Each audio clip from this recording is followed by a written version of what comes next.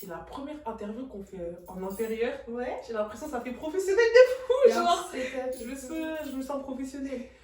Du coup, on est dans le 7-8, c'est ça? Ouais. Ouais, Près 7-8. des bureaux. Près des Mureaux. Et c'était cool comme trajet, en vrai. C'était cool. C'était cool. La banlieue, c'est ça aussi. Hein. La banlieue, c'est C'est limite la campagne. Quoi, ici. Ouais. Mais en soi, c'est ça qui est bien. C'est calme. Et il y a la nature à côté. Donc, si tu veux te promener et tout, c'est sympa. Ok. Du coup, moi, je commence chaque interview par offrir une rose. Voilà. En fait, j'aime trop les fleurs. Je me suis ruinée en fleurs. Ah ouais? Pour mes copines. Ok. Mais j'ai là, la première fois qu'on m'offre une fleur. Oh, mais je suis contente de te l'offrir en vrai de vrai. Merci. Saint-Denis, Gennevilliers, Aulnay-sous-Bois, Point commun, banlieue, c'est le conduite. Djeneba, Sarah, Aya, Leila, Point commun, banlieusarde, ce sont nos roses. Piano, peinture, violon, danse classique, poésie. Point commun, art. On mélange tout ça et on a les artistes. Artistes, comme dirait un poète, sont les roses in the concrete. Des banlieusardes qui ne sont pas censées faire leur art.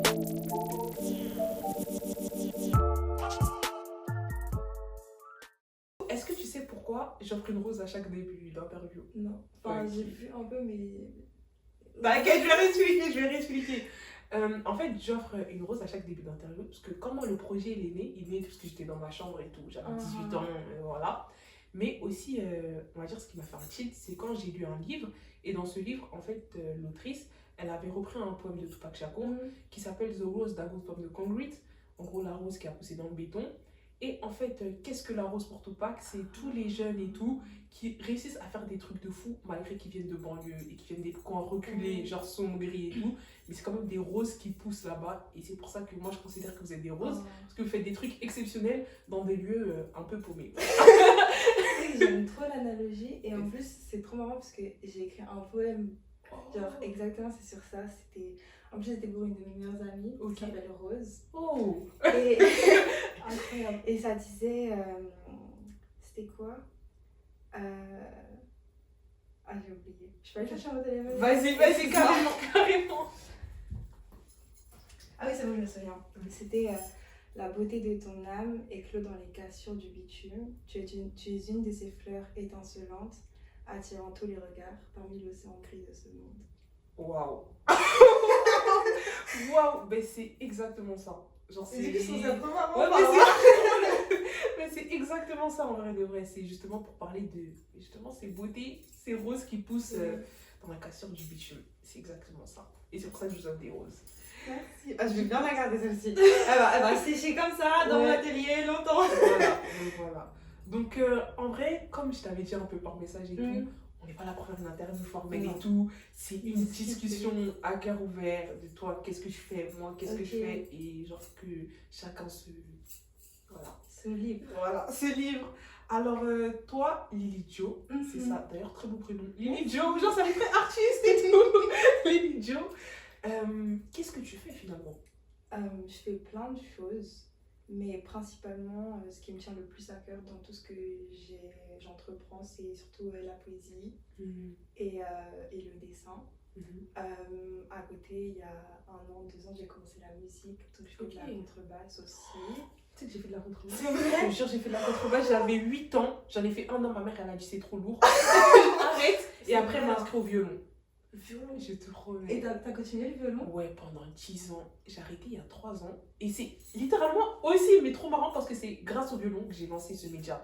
Parce qu'en fait, à Gennevilliers, comme je t'ai dit, moi je viens de Gennevilliers, il y a un conservatoire dans ma ville, en plein centre-ville. Sauf que c'est un peu mal vu d'aller au conservatoire et tout. On est en mode, mais qu'est-ce que tu fais? Qu'est-ce que tu fais? Tu fais genre, je fais de la musique classique. Et pendant 10 ans, je me suis tapé ce chemin de chez moi au conservatoire. Et c'est littéralement grâce à ça que j'ai lancé le média. Parce que j'étais en mode, mais je suis pas la seule qui fait un truc bizarre un peu dans sa banlieue. C'est sûr qu'il y a d'autres go. Et c'est comme ça que j'ai lancé le média. Donc incroyable. Et c'est quoi qui a fait que t'as arrêté du coup? Ben, parce qu'après, j'ai arrêté en terminale. J'avais 18 ans. Et après, je suis allée à la fac. Et moi, je suis allée à la fac dans le 9 ans et tout. Et j'ai dû déménager et tout.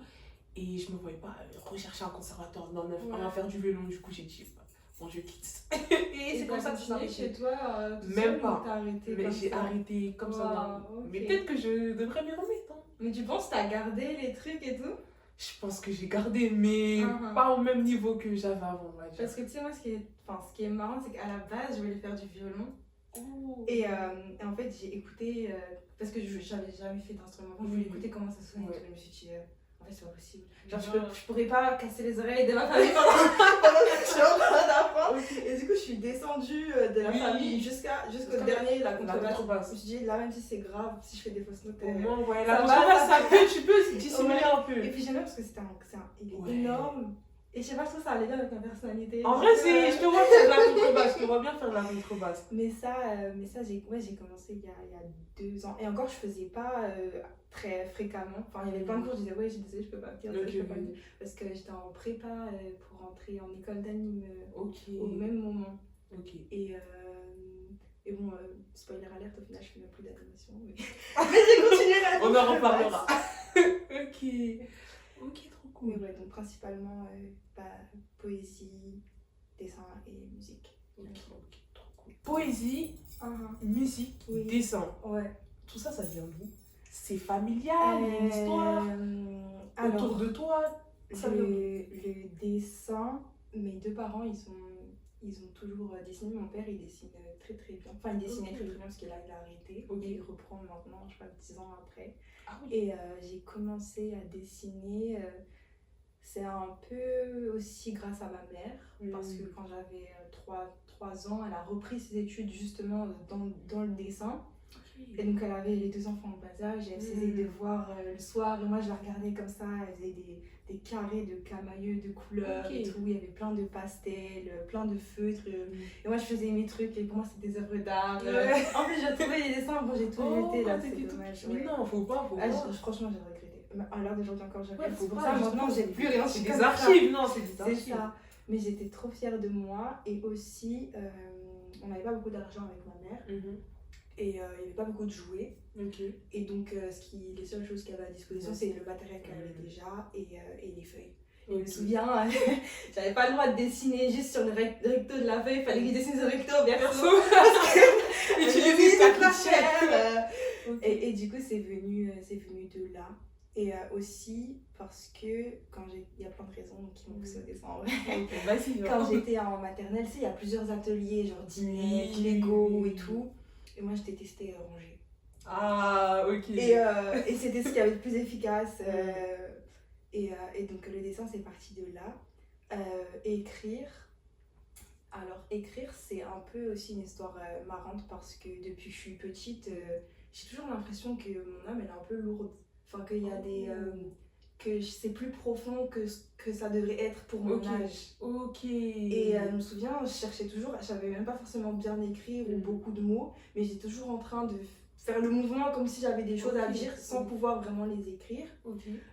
Et aussi ma mère, elle écrivait pas mal aussi, et parfois elle nous lisait des poèmes qu'elle écrivait, etc. Et puis c'est arrivé, je devais avoir 8-9 ans.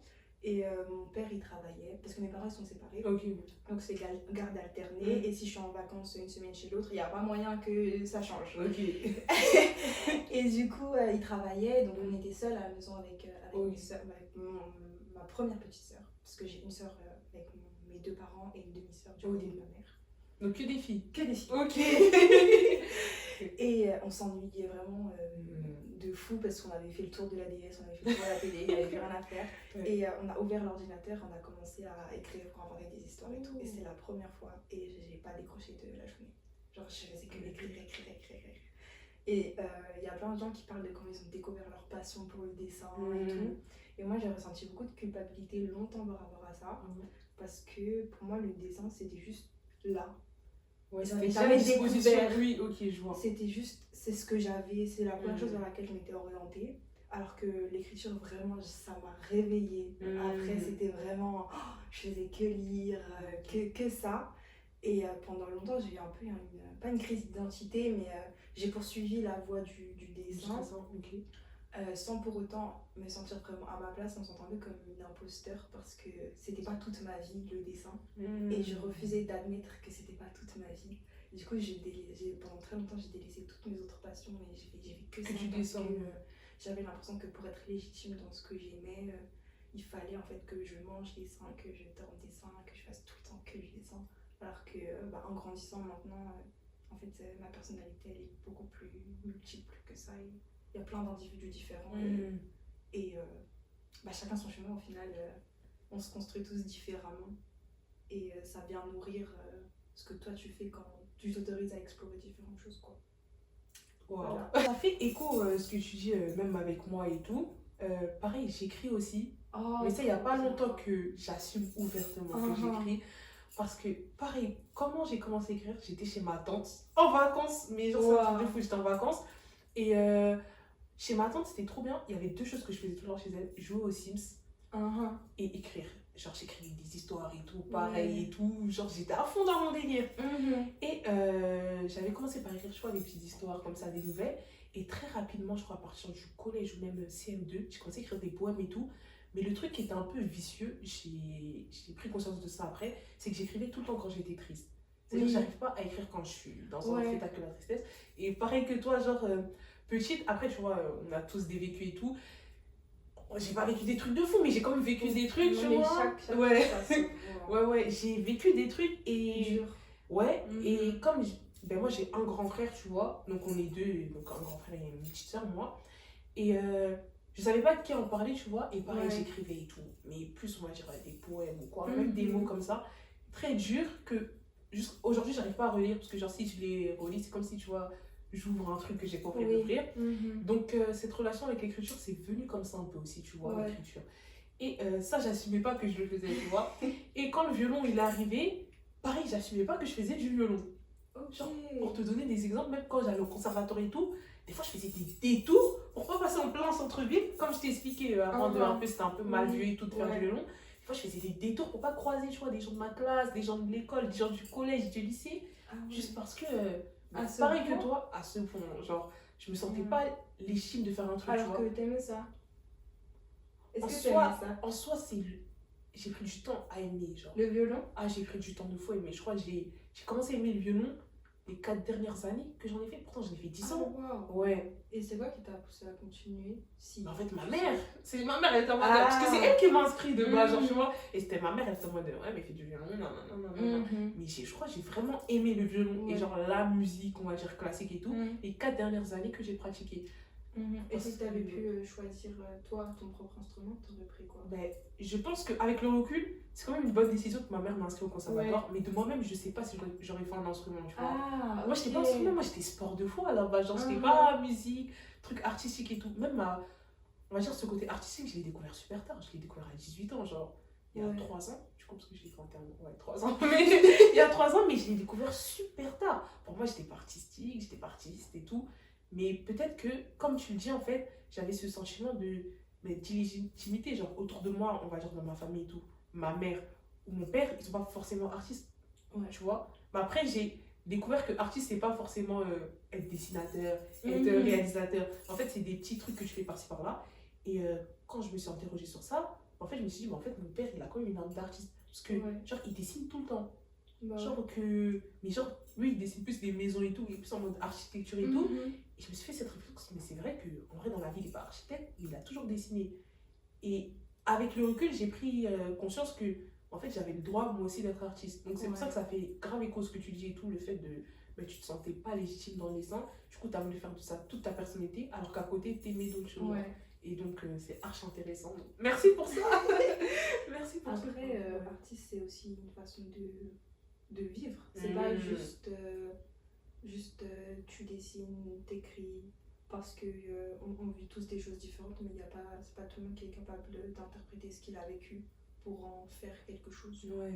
Ou même, il y a des gens qui dessinent pas, qui juste ils vivent, et la façon dont ils arrivent à finir par appréhender la vie, tu sens que en eux-mêmes, il y a quelque chose de créatif qui va permettre de transformer ce qu'ils vivent en quelque chose de mieux pour améliorer leur vie. C'est ça. Et c'est beau aussi. Il y a plein de façons différentes, je pense, d'exister. C'est vrai. Ma mère, elle dessine, mon père, il dessine. Enfin, il dessinait. Maintenant, il dessine plus. On dirait que c'est moi qui ai pris la relève, on va dire. Ok. Donc, je vous ai parlé aussi de comment est née l'écriture. Donc, parce que, voilà, une semaine sur 2 des vacances, t'allais vous ennuyer, t'écrivais. Toutes ces passions, on va dire, le dessin, l'écriture et tout, est-ce que tu le faisais que dans le cadre familial où tu te sentais bien, ou aussi, par exemple, que ce soit à l'école et tout, t'exprimer, genre, ce que tu faisais, genre, tu dessinais en cours, tu montrais, tu parlais de tes écrits à tes copains, copines. Ben, de notoriété publique, j'étais la dessinatrice. Ok. En tout cas, pendant un certain temps, jusqu'à mon arrivée au collège. Et tu vois, quand tu disais que t'écrivais que quand t'étais triste, moi, je peux pas dessiner si je suis triste. Et je peux pas... Enfin, je peux écrire dans n'importe quelle circonstance. Et ce qui s'est passé, c'est que j'ai déménagé quand j'avais 11 ans, et c'était très brutal. Et il s'est passé beaucoup de choses. Il y a beaucoup de choses qui se sont enchaînées. J'ai dû prendre plus de responsabilités chez moi. Et je pense, avec le recul, j'ai dû faire une dépression parce que ça allait pas du tout. Okay. Et j'ai arrêté de dessiner. Okay. Et il n'y a pas que ça. La transition primaire-collège, ça m'a beaucoup marqué. Parce que j'avais grandi dans une petite ville, petite école. C'était les mêmes gens qu'on revoyait. Et donc, à force, j'avais des particularités qu'on ne voyait pas chez les autres enfants. Enfin, j'étais très très grande, j'étais une des seules métisses, j'étais une des seules à dessiner. Et donc, je me sentais super spéciale. Et le fait de me retrouver dans un environnement plus grand avec d'autres gens qui me ressemblent, c'est mon expérience à moi. Mais ça m'a fait un choc en me disant, en fait, je suis pas si spéciale. Ce que je fais, c'est pas si important que ça. Ça m'a vraiment marqué dans ma confiance en moi. Et le fait d'être confrontée à d'autres gens qui dessinaient, et parfois mieux que moi, en fait, j'étais pas préparée. Et ça fait que pendant très longtemps, en fait, ça a empiré les choses où je me suis dit, en fait, non, ce que je fais, c'est horrible, c'est nul. En fait, non, stop, je peux pas. Et ça a duré jusqu'à la 4e, où mon prof d'art plastique, il a fait un club de bande dessinée. Et j'ai rejoint, j'étais en mode, oui, bah, je suis la fille qui dessine. Je vais y aller. Et j'ai trop aimé, je me suis dit, c'est ça que je vais faire en fait, je vais faire de la bande dessinée, ça va être trop bien. Et donc j'en parle à ma mère et elle me dit oui, mais en fait, il n'y a pas d'argent dans la bande dessinée. Mais faites du dessin animé, c'est à peu près la même chose, sauf que ça bouge, enfin voilà. Et moi je me dis, mais m'en fiche, dessin animé. En plus, quand j'étais petite, j'avais vu un reportage sur les dessins animés, comment ils les faisaient. Donc je savais et je m'étais jurée quand j'étais petite, jamais de ma vie je ferais ça. C'est trop long. Pourquoi c'est horrible. Et la vie est marrante parce qu'au final, j'ai fini par me convaincre. Vraiment, je me suis convaincue. Je me suis dit, ok, bon, je vais faire du dessin animé, c'est vrai, j'adore ça. Alors que pas du tout. Enfin, j'aime bien regarder, mais j'étais pas passionnée. Et sauf que pour faire du dessin animé, c'est très sélectif. C'est sur école, souvent c'est concours, c'est privé, c'est payant. Et il n'y a que les meilleurs qui rentrent. Et j'avais pas dessiné pendant 3 ans. Donc là, j'étais en 3e. Et je me suis voilée la face jusqu'à la fin de la terminale. Ok, donc de 3e à terminale, t'étais convaincue que... J'étais convaincue que j'allais faire de l'animation. Mais j'étais terrifiée par les concours. Donc je dessinais pas non plus. Voilà. Après, il y a eu d'autres événements. Enfin, mes responsabilités à la maison, elles ont aussi augmenté. Mais mon idée, c'était, ok, bah, je vais faire de l'animation, c'est sûr. J'aime ça et tout ça. Et donc, terminale, je me retourne un peu pied au mur. Parce que, en fait, il faut passer les concours, il faut passer le bac. Mais vraiment, je suis paralysée. J'arrive vraiment pas. Et j'ai dû me forcer, mais camp militaire, vraiment je souhaite ça à personne. Tu vois les podcasts Alpha Mal, je faisais ça à 6h du matin, je faisais des push-ups. Je faisais 6h du matin, je faisais 10 minutes sport, 15 minutes dessin, 10 minutes je me lave, je pars au lycée, il est 7h30, j'ai 1 heure de trajet. Sur le trajet, je dessine dans le carnet, parce que j'avais regardé une vidéo sur comment rentrer en école. J'avais tout suivi à la lettre, parce que j'étais en mode, c'est pas possible en fait, faut que je rentre. Et surtout, j'étais tellement dans une idée de je suis absolument nulle en dessin, c'est vraiment ignoble ce que je suis en train de faire, que en fait je dessinais et je m'obligeais à pas regarder. Je dessinais, je tourne la page, je regarde pas ce que je fais. Je tourne Je suis en mode, un jour ce sera beau. Là, c'est horrible. Un jour, ce sera beau. On tourne. Je me suis dit, l'important, je rentre. Et ça a marché. Mais au prix vraiment de ma santé mentale. Oui. Parce que je suis rentrée là-bas, j'avais encore moins confiance en moi qu'avant. Je détestais ce que j'étais en train de faire parce que je m'étais conformée à leurs attentes pour Dans l'école, correspondre à l'école plutôt que de moi explorer ce que moi j'aimais et de trouver une école qui me corresponde. Et puis je voulais tellement rentrer que j'ai été un peu aveuglée par l'école que je voulais. Et en fait ils m'ont proposé une formation en distanciel. Et sur le coup, j'ai sauté, enfin, si j'avais travaillé pour ça, tu vois, j'étais en mode oui, ok, il n'y a pas de souci. Et en fait, c'était vraiment, ce coup-là, ça a été une erreur. Oui. Parce que du coup, ça a perpétué le cycle un peu de je travaille toute seule. Ah, bah oui, dans ton coin, tu montres à personne, donc t'as même pas de retour sur eux. Bah, j'avais des retours, mais c'était pas très humain parce que c'était derrière un ordinateur. Et surtout, il n'y avait que ma propre mentalité c'est ignoble ce que je fais, je vais jamais réussir. C'est nul, c'est horrible, faudrait arrêter d'essayer, je mérite rien. Enfin, c'était très. En fait, tellement que j'ai dû aller voir le psychologue, quoi. Genre, je suis en mode, je peux plus continuer comme ça, c'est pas possible. T'arrives au collège, tu rencontres qu'il y a d'autres personnes, il y a d'autres meufs métisses, il y a d'autres personnes qui décident. Maintenant que je l'entends, je sais que ça peut paraître. Non, je comprends tout à fait ce que tu dis. Non, je comprends tout à fait ce que tu dis. C'est comme, genre, je sais que j'avais une pote, elle m'avait donné cet exemple, elle vient de Nanterre. Et en fait, elle a grandi grave avec des gens qui viennent de Neuilly et tout. Et eux, à chaque fois, ils invitent à des anniversaires, à des soirées et tout ça. Elle était tout le temps la seule noire des soirées et tout. Et je sais pas, un jour, on était à la fac et tout. Et encore une fois, elle était invitée à une soirée et tout. Et elle m'envoie un message. Elle me dit, ouais, tu sais, il y a un autre noir et tout dans la soirée. Mais je capte ce que tu veux dire. Parce que t'as tout le temps été habituée à être la seule personne. Qu'à chaque fois, quand il y a une autre, tu vois, t'es en mode de, ah, mais je serais plus la. C'est pas si spécial, spécial, c'est pas si spécial que ça. Ouais. Donc, je comprends tout à fait ce que tu veux dire. En vrai. Je comprends tout à fait ce que tu veux dire. Donc, ok, par rapport au dessin, par rapport à l'écriture, mais du coup, comme toi, tu étais connue en tant que la dessinatrice et que tes parents, ils étaient un peu aussi dans ce truc de dessin et tout, d'artistique et tout, toi, tu n'as jamais eu honte de te clamer en tant que personnalité artistique? Genre, tu n'as jamais ressenti ce truc de « ah, je me cache et tout ». Non, sauf parmi d'autres gens qui dessinaient. Ah, ok. Ok. Là, quand j'étais avec d'autres artistes, c'était impossible. Je pouvais même pas dessiner avec eux. C'était hors de question que je leur montre quoi que ce soit. Ce qui était assez compliqué du coup quand je suis rentrée en école d'animation. Parce que là, tout le monde dessine. Parce que même si j'étais en distanciel, en fait j'étais en classe internationale, mais comme j'étais française, que j'habitais à Paris et que l'école était à Paris, ils m'autorisaient parfois à avoir accès à l'école. Donc je rencontrais quand même des gens. Mais non, c'était pas possible. Par contre, avec les gens de ma famille, etc., là, il n'y avait pas de souci parce que de toute façon, ils n'avaient pas l'œil critique qui, moi, me terrifiait.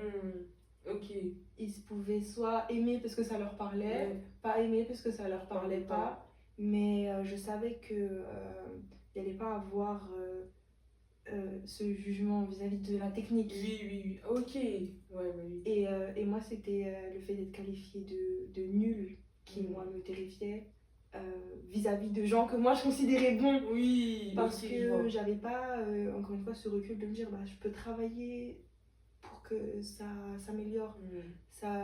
Quand je devais travailler, en fait, c'était, ah, mais je travaille parce que je suis nulle, je suis bonne à rien. Et puis, je ne travaillais pas non plus dans des conditions positives et qui me poussaient vers le haut. Je me punissais au travail. Je me punissais au travail et c'était ça qui n'était pas très sain non plus dans ma pratique du dessin.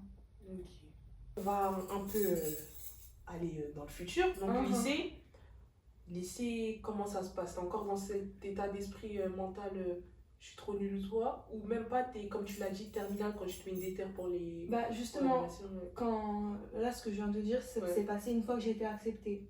Mais pendant toute la période du lycée, je dessine très peu. Vraiment, collège, lycée, bah tu vois, il n'y a même pas beaucoup de dessins affichés parce que j'ai commencé à vraiment dessiner très récemment. Quand t'as été acceptée. Parce que je pense que je suis assez perfectionniste et l'idée de rater, de voir sur le papier que j'étais nulle. Ouais. Du collège au lycée, en fait, pour moi, c'était insupportable. Quand j'essayais de dessiner, je voyais que c'était moche, ça donnait pas ce que je voulais. En fait, mentalement, vraiment, ça me déchirait. Et je sais pas pourquoi c'était aussi intense, mais je pense le fait d'être confrontée et exposée autant aux réseaux sociaux, à YouTube, etc. Surtout, je sais que quand même, quand j'ai rejoint le club de bande dessinée, j'ai cherché à m'améliorer. Et en fait, je suis tombée sur des vidéos de filles qui avaient 13 ans et c'était déjà Leonardo de Vinci. Et j'étais en mode, comment c'est pas possible? Et je pense que c'est ce gap de savoir comment rejoindre ces gens-là qui a fait que mentalement ça a creusé, ça a rendu l'écart impossible à franchir. Ok, je vois. Mais avec le recul, j'aurais aimé penser différemment. Ouais, mais c'est ton expérience. C'est mon expérience. Okay. Donc, lycée, je suis encore un peu dans cette idée-là, mais le concours pour entrer en école, il me trotte quand même dans la tête. En même temps, ça me paralyse, donc je me retrouve un peu coincée. C'est ça qui va mener à mon espèce de camp militaire. De 6 heures du matin. Au niveau de la terminale. Ah, mais c'était vraiment pas une blague, hein? Oui, je sais que c'est grave possible ce genre de choses. Même en dehors des parcours artistiques, il y a des gens, par exemple, en terminale dans la classe qui voulaient toujours rentrer dans les prépas scientifiques ou littéraires. Et c'est à base de trucs comme ça, en vrai. Tu te mets tellement une matrice dans ta tête, une pression que. T'apprécies même pas le processus. Rien du tout.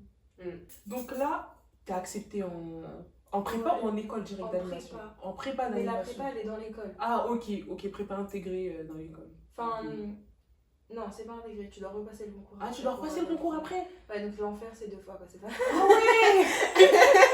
Parce que justement, j'allais te lancer en mode, même si là, aujourd'hui, tu m'as dit que t'es même plus dans ça, j'allais te lancer en mode, peut-être que maintenant que t'es rentrée dans la prépa dans l'école, peut-être que tu vois, cette pression, elle rediminue. Ah, ok. C'est même encore pire, parce que je me retrouve encore plus confrontée à d'autres artistes. Et j'ai pas le recul ni le mental nécessaire pour me dire que c'est enrichissant, ça va me permettre de me pousser vers le haut. Moi, ça m'a poussé vers le bas parce que j'avais pas les ressources en moi pour. C'est possible de combler l'écart, c'est possible. Et le pire, c'est que j'étais tellement dans une mentalité négative que tout mon entourage me disait, et même des amis que j'avais à l'école, me disaient, mais en fait, c'est vraiment bien ce que tu fais. C'est possible, Lily Jo, de passer la première année, c'est possible d'avancer, regarde et tout. Et j'étais vraiment, je pense que c'était une des périodes les plus dures de ma vie parce que j'étais vraiment déprimée et d'être tout le temps chez moi. En plus, j'étais chez ma mère ici, t'as vu la campagne, c'est super aisé, c'est loin de Paris et tout. Et je cherchais de l'aide tout le temps, par tous les moyens, mais c'était pas une aide constructive. En fait, je voulais tellement être accompagnée et soutenue que j'appelais des gens qui étaient de l'école pour qu'ils viennent me dire si mon travail était bien, mais ça servait à rien parce qu'ils pouvaient dire ce qu'ils voulaient. Moi, j'entendais pas. Et du coup, je me retrouvais à parfois même plus pouvoir me lever de mon lit. Ah oui. À plus pouvoir rendre le travail à temps, à plus pouvoir.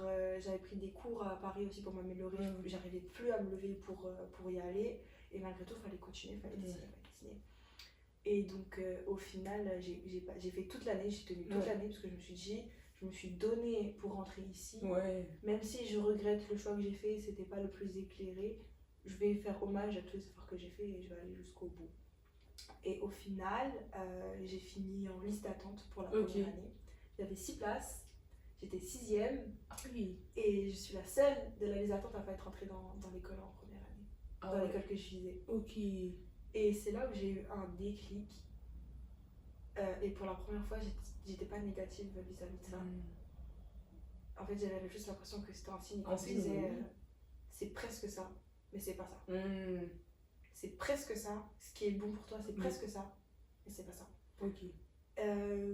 Mais sur le coup, pour moi, l'animation, c'était encore. Il n'y a pas d'autre.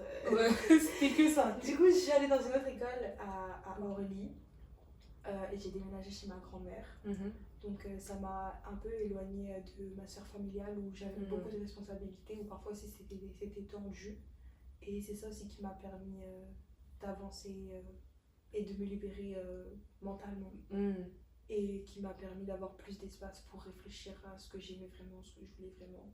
Et donc, même si au final l'école à Orly c'était un peu une expérience, ça m'a pas satisfaite tant que ça non plus. Ça m'a permis de m'ouvrir à plus de réflexion. Dans le sens où je me suis demandé si j'étais prête à m'endetter pour une école. Une école, ouais. Parce que là, je suis très reconnaissante de ça. Les 2 premières années, c'est ma mère et c'est ma grand-mère qui ont payé. Mais allait venir le temps, en fait, j'allais devoir appeler la banque. Et ce qui m'a un peu mis la puce dans l'oreille, c'est que tous les jours dans ma to-do list, ça va être appeler la banque. Et je n'ai jamais appelé la banque.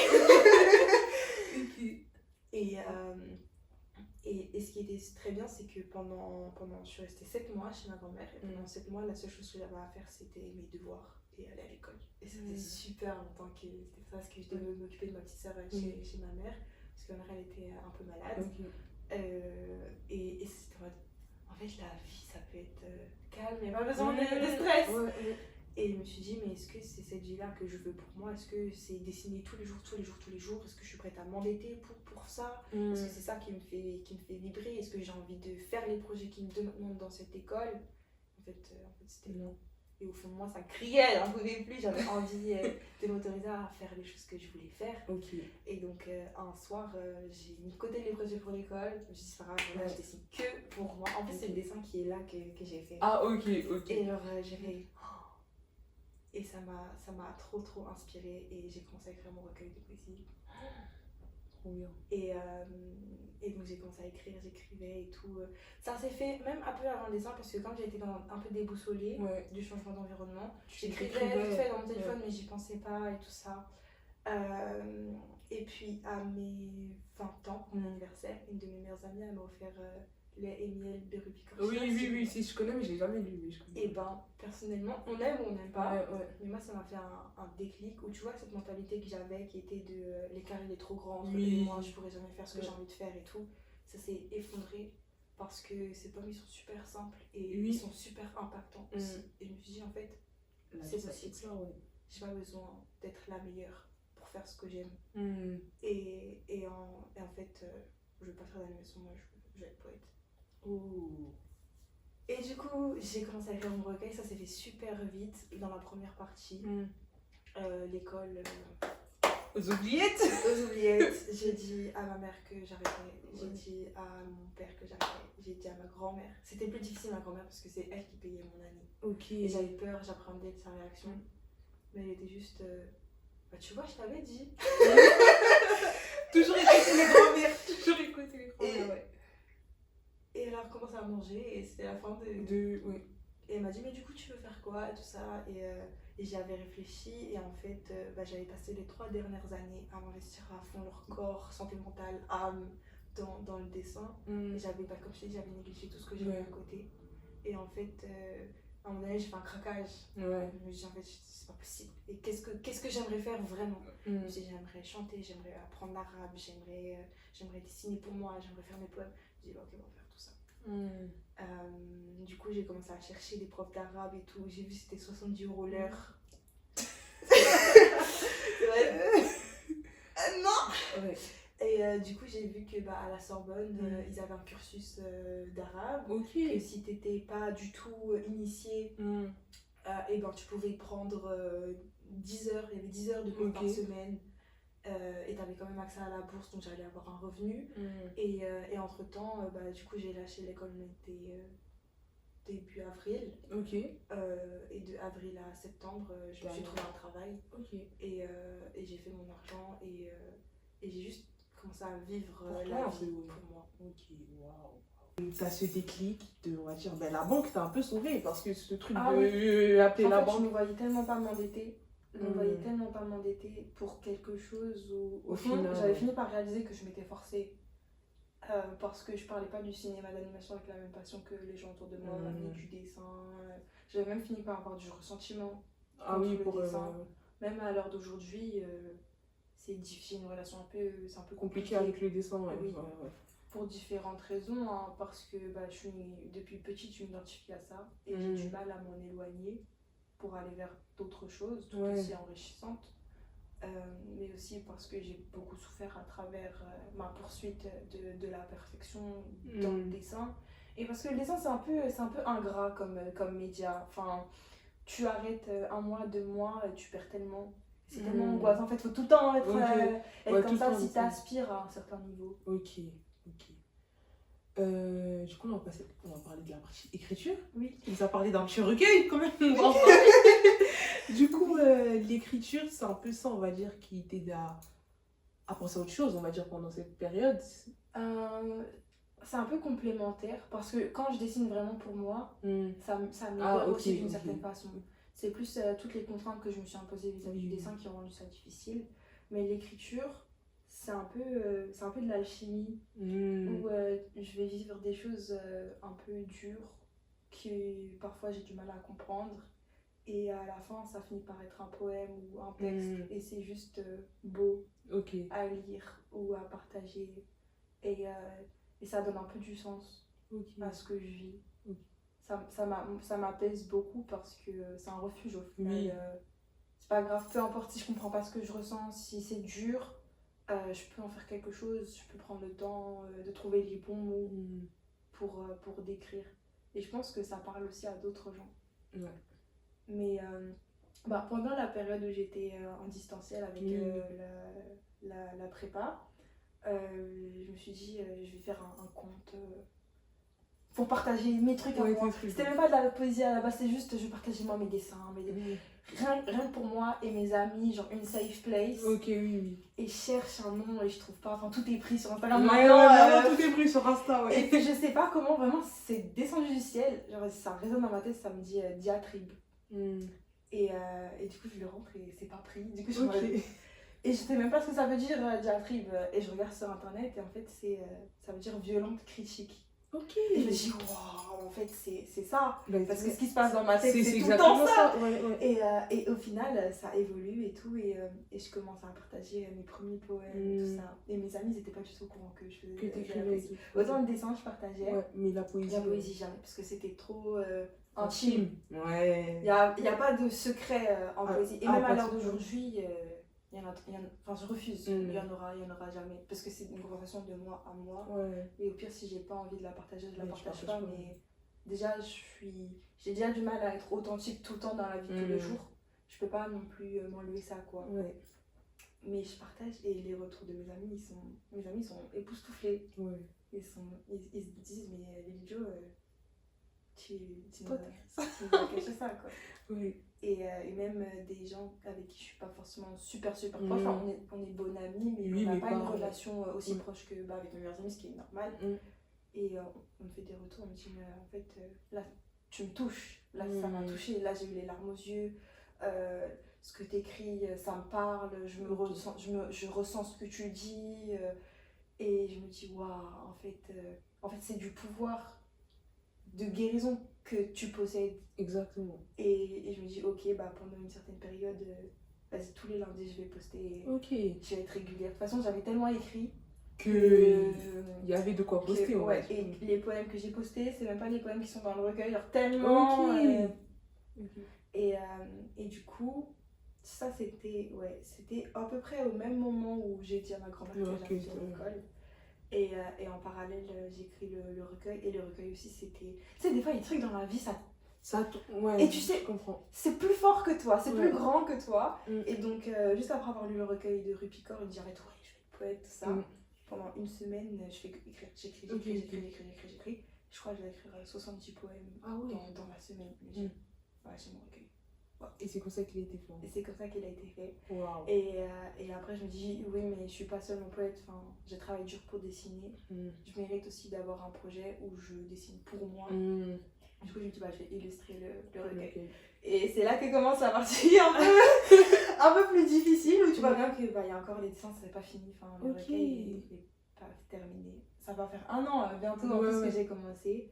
Au début, je voulais illustrer tu sais, la fille vraiment tryhard, chaque poème, un dessin, il y en a 120, c'est pas grave, c'est pas grave. Et au final, c'était trop, donc j'ai réduit. Maintenant, il y a 4 dessins, parce qu'il y a 4 parties.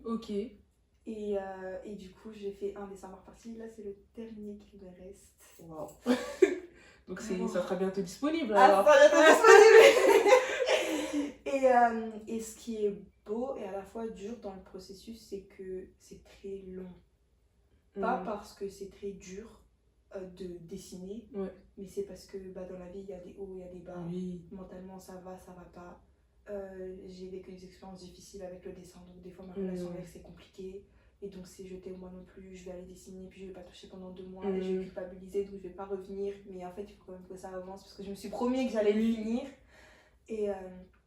Mais, paradoxalement, comme ça a pris du temps, le recueil s'est encore plus enrichi de mes nouvelles expériences.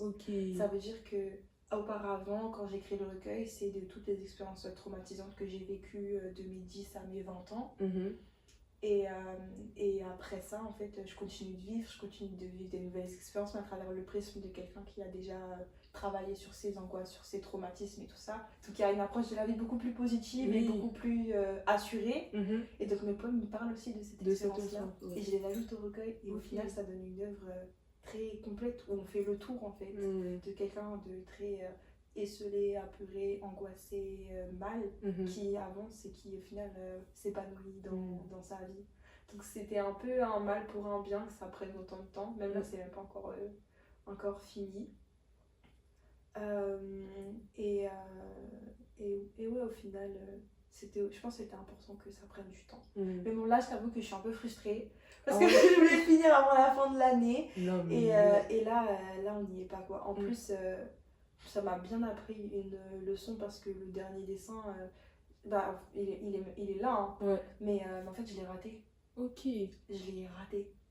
Et en fait, j'ai refusé d'admettre que je l'avais raté avant de me retrouver vraiment face en pleine lumière. Je me disais, ah oui, non, là, là, faut recommencer. Et c'était dur parce que tu t'es jamais. Parce que pour moi, c'était bientôt fini, j'allais pouvoir passer à autre chose et tout. Mais au final, ça m'a appris parce que j'avais commencé à baffer en me disant, allez, c'est fini, j'avance. Pour conclure. Et au final, là, j'ai pris le temps, j'ai installé bien mon atelier. Je me suis dit, en fait, j'ai envie que ce soit une masterpiece un peu. Donc je vais prendre le temps qu'il faut pour que ce soit une masterpiece. Et on verra. Et la poésie, le conte de poésie, du coup, il a continué d'évoluer, j'ai continué d'avoir des retours dessus. Il y a même des gens qui me suivent, c'est même pas mes amis, c'est même pas ma famille. Mais moi, je voyais là, je me dis, mais c'est qui ça? Et ça commence à marcher pour de vrai. La semaine prochaine, je suis invitée à un événement de poésie pour réciter tes poèmes. Et quand j'ai vu ça, je me suis souvenue du refus dans la liste d'attente de mon école. J'ai dit, en fait, ça arrive pour une raison. C'est pas grave. Et j'aurais pas le même chemin que tout le monde. J'aurais pas le même niveau que tous mes amis qui ont continué pour suivre le dessin. Mais j'aurais une vie qui me ressemble plus. Et parfois, il faut accepter aussi que les attentes que tu as pour certaines choses, elles vont devoir changer avec toi aussi. C'est vrai. Voilà. Alors, aujourd'hui, tu dessines un peu, même si c'est un peu compliqué. T'écris, on attend le recueil. D'ailleurs, quand tu as parlé de ton recueil de poésie, ça me fait penser à une fille que je suis, qui s'appelle Mazabiel Brun. Pareil, je sais pas comment la qualifie, elle aussi, elle est Martin Matin. Mais elle a fait un recueil de poésie qui s'appelle Pardonnable. Et dedans aussi, parce qu'elle fait du dessin aussi un peu, et elle a illustré justement un peu. Chez moi, j'ai le recueil, donc je pourrais prendre en photo si tu veux t'envoyer pour te montrer un peu comment elle a fait, parce que direct, ça m'a fait penser à ça. Du coup, SO Mazabiel d'ailleurs. Et voilà. Et du coup, aujourd'hui, comment tu partages ton art? Tu continues à poster tes poésies sur le compte? J'ai fait une pause. Parce que justement, en fait, il est arrivé un moment où j'étais arrivée à court de poèmes et ça commençait à déborder sur les poèmes du recueil et j'avais pas envie. Et puis après, j'ai repris et là, j'ai refait une pause. C'est plus parce que je suis concentrée pour le dernier recueil et aussi parce que j'ai commencé à faire plein d'autres activités et tout. Je vais en cours d'arabe, je vais en cours de conservatoire. Le jeudi, j'ai voulu garder une pratique de dessin quand même, donc pendant 4 heures, j'ai dessin. Et parfois aussi, je fais faire de la danse ou du chant. Du coup, je suis très, très, très, très prise dans mon temps et c'est pas quelque chose que j'ai envie de stresser. Et puis aussi, j'avais aussi un peu envie d'évoluer au niveau du format et faire plus que juste poster des textes à vide sans rien, peut-être plus les accompagner de vidéos et tout. Et donc ça c'est une idée, un concept que je suis en train de nourrir. Et je suis pas pressée, je me dis quand j'aurai du temps, enfin quand le temps il se présentera à moi, ben, je verrai. Et c'est vrai que c'est pas un processus que j'angoisse. Donc je sais que quand le temps il sera là, je saurai m'en servir pour poursuivre. Mais déjà, juste les retours que j'ai eus et puis les opportunités que ça m'a ramené, juste en ce laps de temps-là, je me dis c'est vraiment quelque chose que j'aimerais poursuivre quand même. La musique, elle intervient à quel moment de ta vie dans tout ça? C'est un peu en arrière-plan, en vrai, parce que pour différentes raisons. Déjà, les 2 premières années que j'en ai fait, j'ai beaucoup négligé parce que c'était pas du tout dans mes priorités, mais je ressentais le besoin d'aller explorer déjà autre chose. Mais à l'avenir, j'aimerais aussi l'implémenter, faire un peu un truc d'art total, tu sais, où, où je me sers de mes poèmes, oui, c'est ça, de mes poèmes, de mes dessins, et puis de la musique que je suis en train d'apprendre à créer pour faire une seule œuvre. Voilà. Pour l'instant, c'est un peu, je suis vraiment en apprentissage. J'ai cours de solfège, cours des contrebassistes à apprendre à placer mes doigts et tout. Mais j'ai déjà eu un projet qui est disponible sur mon compte de poésie, où c'est un dessin qui accompagne un poème et c'est moi qui ai fait la musique et ma voix derrière. Donc en fait c'est vraiment ça que j'ai envie de produire. Et la contrebasse, ça fait pas longtemps que t'en fais ou? Ça fait 3 ans et c'est cette année seulement, donc la 3e année, que j'ai vraiment commencé sérieusement et tout. Du coup j'ai un peu honte quand on me demande ça fait combien de temps, Non. Alors pour de vrai ou officiellement? Donc on va dire 1 an, alors on va dire 1 an sérieusement, sur tous les cours, j'ai le solfège et où je m'entraîne régulièrement. Et pourquoi la contrebasse? Quand j'étais petite, il y avait, tu sais, il y a toujours des gens qui viennent jouer des instruments dans le métro. Et je me souviens, ça m'avait marqué, j'étais avec ma mère et il y a un homme qui est rentré, il a joué du violon. Et ça m'avait marqué. Et comme je m'étais investie corps et âme dans le dessin quand j'ai eu ma prépa, je me suis dit, je vais me faire plaisir. Mais je voulais pas m'embarquer dans un truc et je savais qu'aprais j'allais pas aimer ou je voulais être sûre. Du coup, c'est comme je t'ai dit, j'ai écouté le violon, je me suis dit non, c'est pas possible, c'est trop aigu. Je suis descendue, non, trop aigu, jusqu'à la contrebasse. Et j'ai vu que tu pouvais faire de la bossa nova, tu pouvais faire du classique, tu pouvais faire du jazz. Et ça, je me suis dit, en fait, l'instrument il va trop bien. Et du coup, j'ai choisi ça. En fait, tout ce que tu dis, ça te va avec toi, genre. C'est la première fois on se rend compte, mais genre le dessin, la poésie, la musique, la contrebasse. Et c'est vrai que la contrebasse te va bien. Je trouve que la contrebasse, t'as bien choisi. Mais, waouh, donc dans cette démarche de tout faire, et en vrai, je pense qu'on est une génération aussi, on a besoin de ça, de tout faire. Et c'est important que tu vois, on prenne conscience de ça pour pas justement se limiter à faire je dois faire qu'un truc et je me mets une pression de fou juste pour faire alors que on est fait pour explorer en vrai. Ça n'a pas besoin d'être parfait. Enfin, parfait ça n'existe pas. Et moi, ce qui m'a beaucoup aidé par contre à progresser dans ce que je voulais faire, c'est aussi me rendre compte que tout ce que j'aimais faire, ça allait pas être excitant et super fun tous les jours. Par exemple, apprendre l'arabe, pour être bilingue, il faut connaître 10 000 mots. Ça veut dire que tous les jours, il faudrait apprendre 20 mots. Enfin, ça a l'air aussi ennuyant que ce que je suis en train de dire. Mais c'est nécessaire. La contrebasse aussi, même toi, le violon, je pense que tu dois t'entraîner. Et des fois, c'est nul, c'est pas marrant. Mais comme, encore une fois, avec les réseaux sociaux, YouTube et tout ça, on a très une vision trop fun, je fais ce que j'aime et je m'amuse beaucoup. On a oublié de mentionner ça. Et je pense que si je m'en étais rendu compte plus tôt, j'aurais moins culpabilisé de ne pas forcément apprécier autant dessiner qu'avant, par exemple. Dans le sens où maintenant je me lève, je je fais le code parce que bon, il s'agirait d'être permifié. Je fais la musique, ça prend le solfège, pendant 1 heure je fais do, ré, mi, fa, sol, si, do. Je suis en mode punaise, les petits ils ont l'air plus intelligents que moi quoi. Et après tu fais la passe et après si ça dépend, si tu veux écrire, bah faut écrire. Et une des choses dont je me suis rendu compte, c'est que j'avais tellement écrit, bon ça a l'air un peu prétentieux, mais j'avais tellement écrit que j'avais utilisé tout mon vocabulaire. Oh, ok. Donc chaque chose que j'écrivais, en fait je me disais, bah non, ça j'ai déjà dit, ça j'ai déjà fait, cette image-là j'en suis déjà servi. Donc là mon nouveau truc c'est j'ouvre le dictionnaire et comme au CP, affectueux, Ok. synonyme. Ok. Et j'apprends les synonymes par cœur. Ok. Et je fais des dictées aussi parce que les fautes d'orthographe, je sais pas si toi t'en fais beaucoup, mais Si. moi c'est infernal. Ouais. Moi c'est infernal, j'arrive même pas à toutes les relire tellement il y en a. Ok. Et c'est trop gênant du coup parce que quand la personne qui organise l'événement de poésie là, il m'a parlé, moi j'étais comme ça dans mon clavier, j'étais en mode, pas de faute les filles. Pas de faute. Ouais. Et donc ça j'aimerais bien que ça s'arrête parce que bon, même si un jour tu vas envoyer tes œuvres aux maisons d'édition et tout, faut sûr quoi. Ouais, c'est vrai. C'est vrai.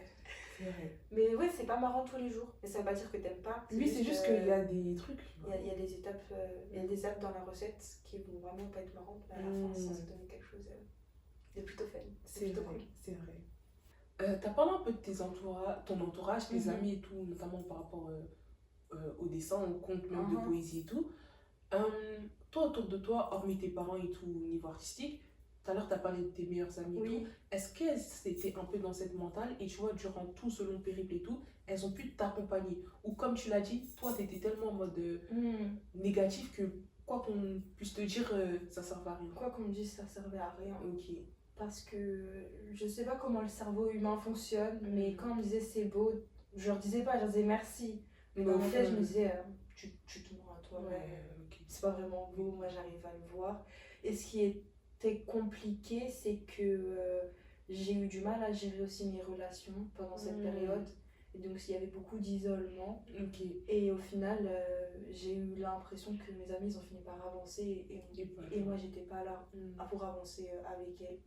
Ça fait que même leur volonté parfois de me faire sortir, de m'apporter leur soutien, moi je déclinais. Et c'est ce qui a fait que les contacts ils ont été de plus en plus rares. Et c'est que quand je suis sortie de ce système-là, de la prépa, que j'ai un peu repris en main et cherché à renouer mes relations et les renforcer plutôt que de les laisser dépérir comme ça avait été le cas. Je te pose cette question parce que généralement quand je fais les vidéos, les interviews, on va dire, c'est plus des discussions. Et il y a souvent ce truc de, comme c'est les seuls, on va dire, un peu âme artistique de leur famille et tout, ces filles-là, elles se retrouvent pas dans leur entourage et que même dans l'entourage, il n'y a pas de soutien. Et hors famille, dans le contexte, on va dire, des amis et tout, amical, c'était long avant de rencontrer ces personnes-là, justement, ces amis qui comprennent un peu leur mental. Et je te pose cette question parce que toi, tu as l'air d'avoir un entourage quand même qui comprend ce que tu fais. Et voilà. Pour le coup, je suis vraiment reconnaissante de ça. Je sais que ma mère, c'est un très grand soutien dans cette démarche que j'ai entrepris. Elle m'a inscrit à plein de cours, elle me parlait de stages, elle allait aux portes ouvertes quand je pouvais pas, elle m'achetait le matériel, tout. Et pour ce qui est des amis, j'ai eu la chance de faire un cursus artistique dès le lycée. Et j'ai fait ST2A, donc c'est design, métier d'art. Et donc j'étais déjà entourée de gens artistiques. Aujourd'hui, mes meilleures amies, la plupart, il y en a une qui est en design d'espace événementiel, scénographie. Il y en a qui sont en mode, il y en a qui vont poursuivre du graphisme. Enfin, je suis très très entourée d'artistes de façon générale. Je suis pas isolée. Et puis même à travers, j'ai fait différentes écoles. Donc j'ai fait la prépa, j'ai fait l'école à Orly. Et donc j'ai rencontré d'autres gens qui dessinent aussi, avec qui je suis toujours en contact. Sur le coup, je me suis jamais sentie pas soutenue. C'était plus moi qui n'arrivais pas à atteindre mes propres attentes vis-à-vis de moi-même, et c'est ça qui me faisait défaut. Je me soutenais pas moi-même. Donc le soutien des autres est bon. Donc le soutien des autres, ça me portait pas autant parce que j'arrivais pas à le recevoir vraiment et à m'en servir pour avancer. Ok. Pour cette fin, du coup, toi, aujourd'hui, on peut dire que tu es aussi de Martin Matin. Un peu. aujourd'hui, c'est quoi un peu la suite pour toi? Et est-ce qu'aujourd'hui, tu penses, parce qu'en début d'interview, tu disais que ben, tu as dû te créer cette fausse personnalité, on va dire, pour combler au fait de ce que tu avais vu qu'avant. Est-ce qu'aujourd'hui, tu penses que tu t'es retrouvée? Et est-ce que tu penses qu'à travers ce truc que tu as accepté que, bon, là, je vais écrire, là, je vais faire de la contrebasse, que tous ces différents arts, ils t'ont aidé, tu vois, dans cette recherche de toi et de... Est-ce qu'aujourd'hui, tu te sens toi? Beaucoup plus qu'avant déjà. Il y a encore un peu de process, mais je m'autorise à être plus timide.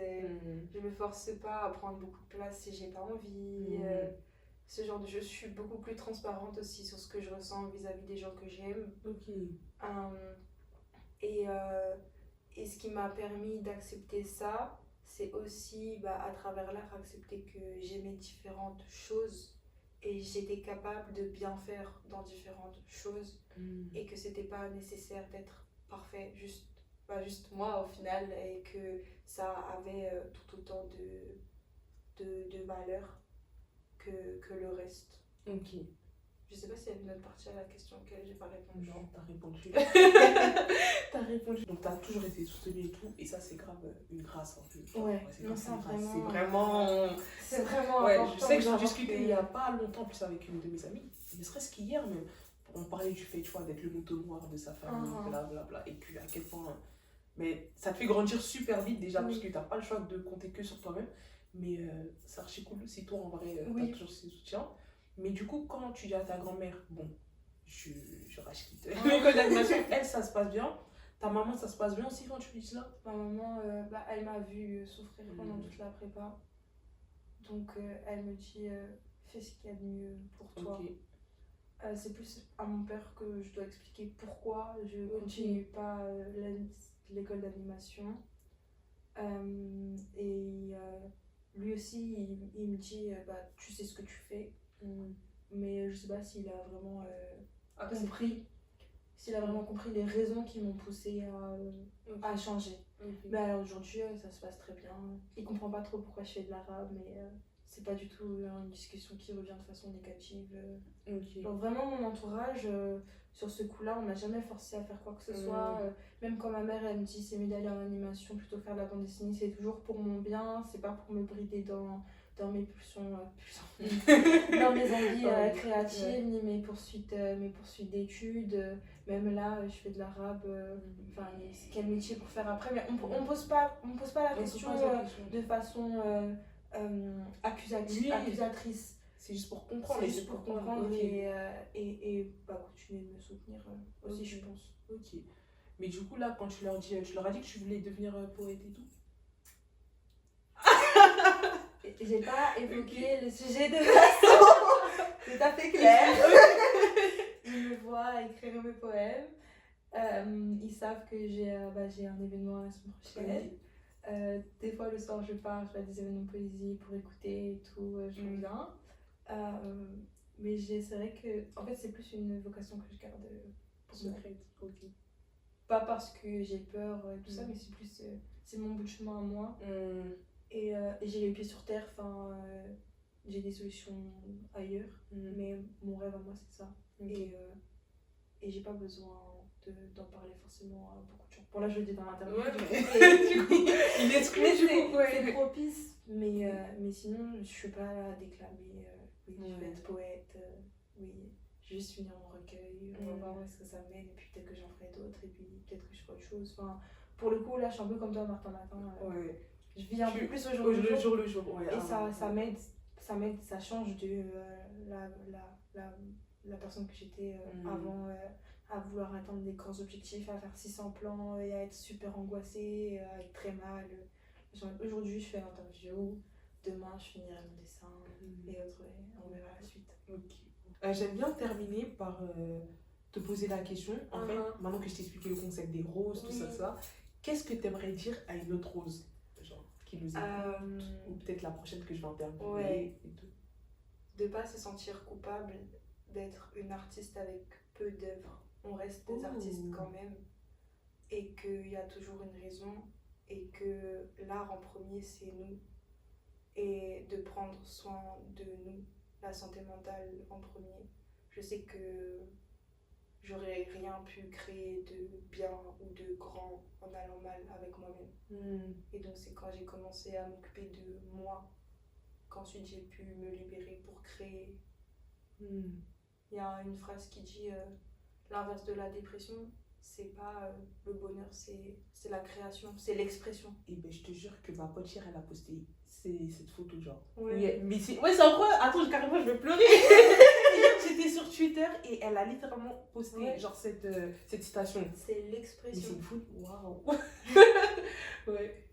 Mais pour s'exprimer, il faut trouver la force mentale, le courage de s'accepter et d'assumer ce qu'on est prêt à dire.